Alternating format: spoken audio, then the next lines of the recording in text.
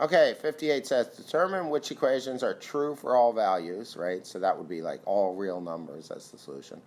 For those that are not, decide whether they're true for certain values, sometimes true, or not true for any values. So, basically we're going to set out to solve these, right, and see what happens. So A, x minus 5 squared is x minus 5 times x minus 5, right? Okay, equals x squared plus 25. So x minus 5 is x squared minus 5x plus 25 equals x squared plus 25.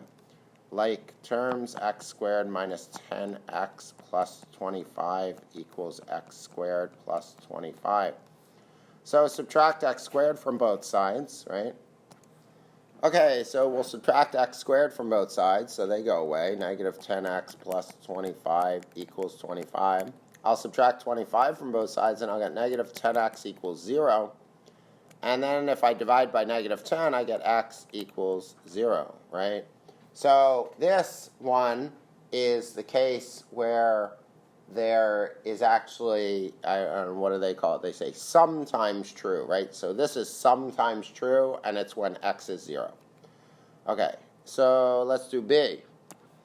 B, again, we have to multiply these two. So let's multiply. 2x times x is 2x squared plus 8x minus 1x minus 4 equals 2x squared plus 7x minus 4. 8x and 7 and minus x is 2x squared plus 7x minus 4 equals 2x squared plus 7x minus 4. Okay, so basically they're saying when is an equation going to equal itself? Always, right? This is always, right? Always true. We don't even have to go further, right? All right. For C, let's do C. So I'm going to simplify over here first, right? I have 2x squared, but then I have y cubed over y squared. Y cubed over y squared leaves me a y in the numerator, equals 2x squared y. So again, when will something equal itself, right? It will always equal itself. But this is a little tricky now because you have to go back to the original before you simplify to see that that there's going to be an exception. And the reason you have to go back to the beginning is whenever you see an expression or an equation that has a variable in the denominator, a little alarm should go off in your head. And you should say, uh-oh, there's a variable in the denominator. I have to make sure it's not going to be 0. Okay, so in this case, if we took this original equation and I said, I'm going to put a 0 in for y, the left-hand side would be undefined because we'd be dividing by 0. So, and the right-hand side would be 0.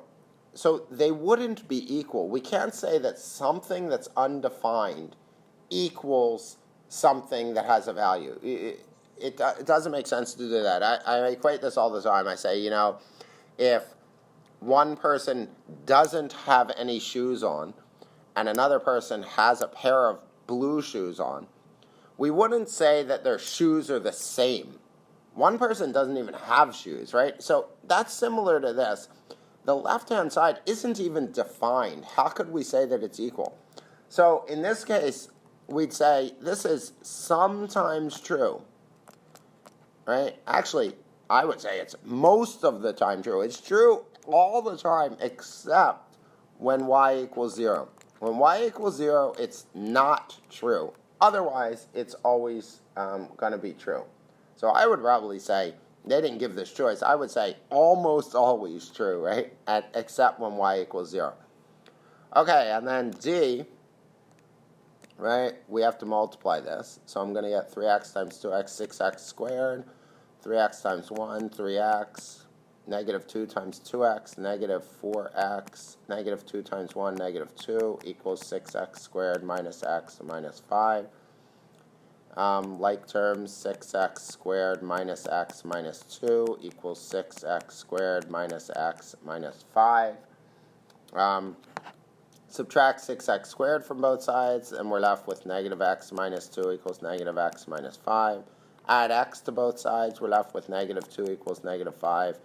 And negative 2 will never equal, so this is never true.